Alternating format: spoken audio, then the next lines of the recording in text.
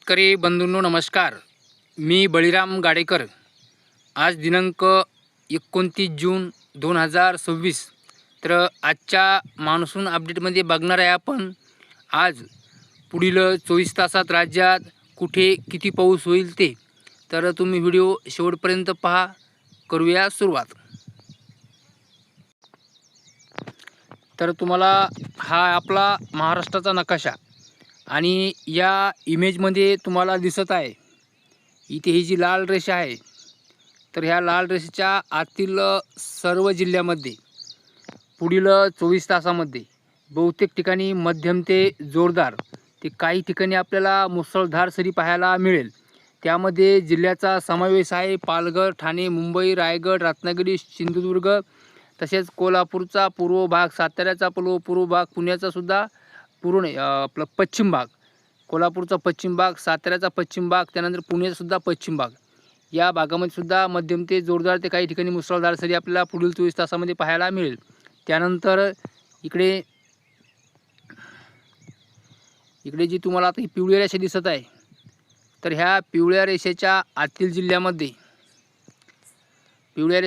जिल्ह्यामध्ये आज आपल्याला पुढील 24 तासामध्ये एक बहुतेक ठिकाणी हलक्या ते मध्यम ते किंचित ठिकाणी आपल्याला जोरदार सरी पाहायला मिळेल. तर त्यामध्ये जिल्ह्याचा समावेश आहे धुळे, जळगाव, छत्रपती संभाजीनगर आहे, आपलं नाशिकचा पूर्व भाग, अहिल्यानगर, जालना, बुलढाणा, अकोला, अमरावती, तसेच वाशिम, वर्धा, नागपूर, भंडारा, गोंदिया, गडचिरोली, चंद्रपूर, काहीसा बीडचा भाग, तसेच परभणीसुद्धा काही भाग आहे.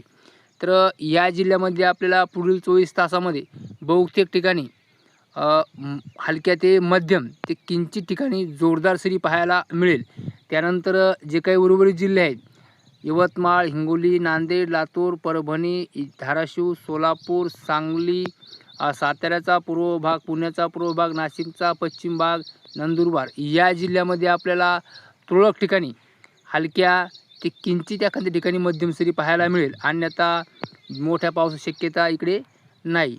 तर शेतकरी बंधूंनो, सध्या जर आपण पावसाची जर स्थिती बघितली तर सर्वशाम आणि सर्वदूर पाऊस हा राज्यात कुठेही चालू नाही.